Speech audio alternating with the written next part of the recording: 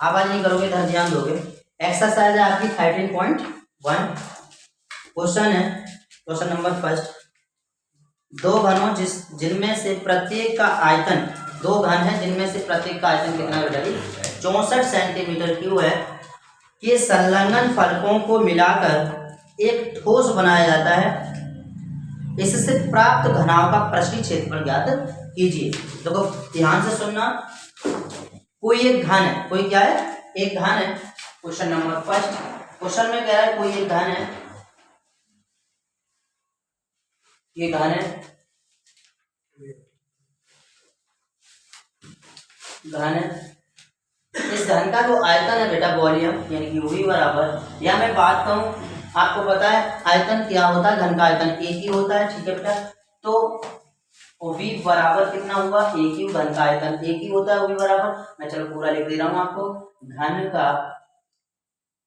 आयतन, घन का आयतन कितना दिया उसमें 64 सेंटीमीटर क्यूब है, ठीक है। घन का आयतन 64 सेंटीमीटर क्यूब है, घन का आयतन एक ही होता है, एक ही बराबर कितना है 64, ठीक है। आप यहाँ ए क्यू है, ए बराबर निकालो बेटा, यहाँ क्यू है, इसका क्यू रूट निकालोगे तो 8 सेंटीमीटर आएगा, आपको सॉरी 4 सेंटीमीटर आएगा, ठीक है।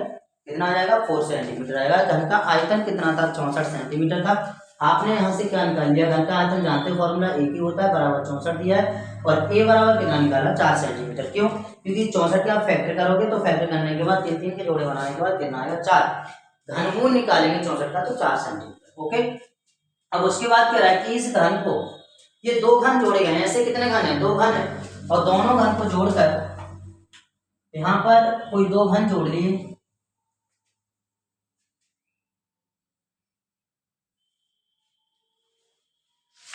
मैं पूरा पहले घन बना,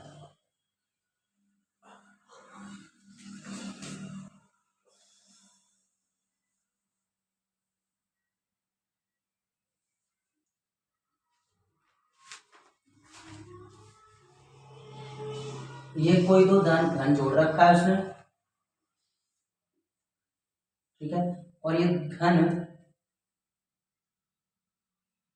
दो जोड़े हुए हैं, ठीक है।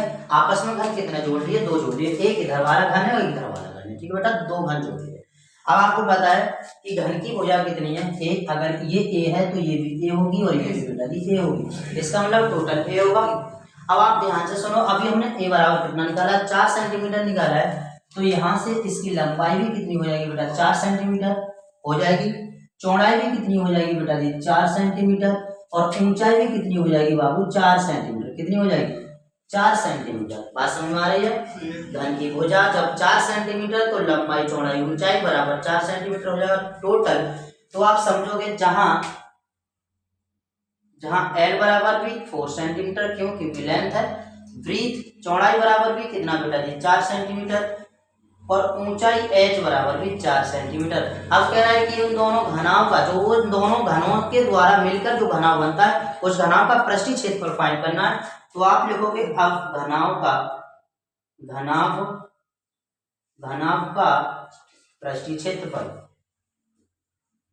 घनाव का पृष्ठीय क्षेत्रफल, और घनाव का पृष्ठीय क्षेत्रफल कितना हो जाएगा बेटा 2 into LV plus BH plus HL, मैंने फॉर्मूला आपको लिखा है, बराबर 2 इंटू L का मान यहाँ से देखो कितना है 4 है, और V का भी 4 है, इसका भी 4 4 4।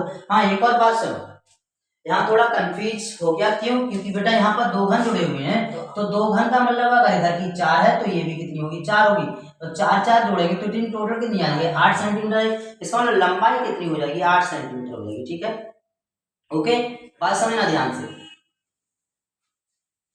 क्यों, रीजन समझो, क्योंकि अगर ये एक घन की भुजा अगर 4 है तो दूसरे घन की भी तो 4 है ना बेटा। ऊंचाई और चौड़ाई की एक अलग बात है, क्योंकि चौड़ाई फिक्स है, देखो फिक्स है, ऊंचाई फिक्स है, ठीक है, लेकिन लंबाई दो बार आ रही है, अगर इतनी लंबाई इसकी अलग है और इसकी इतनी लंबाई अलग है, तो 4 और 4 कितना हो जाएगा 8 सेंटीमीटर, यानी कि लेंथ कितनी आ जाएगी 8 सेंटीमीटर, ठीक है। तो लंबाई की जगह एल की जगह आप कितना रखोगे 8 रखोगे, ठीक है बेटा।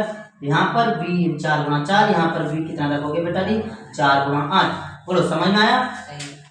तो 2 गुणा 8 चौक 32 प्लस 4 चौक 16 प्लस 8 चौक 32, इसे ऐड कर लो कितना होगा बेटा 2 गुणा 32 32 64 हुआ, 64 और 16 जोड़ो, 64 और 16 जोड़ो 80 हुआ, 80 सही है।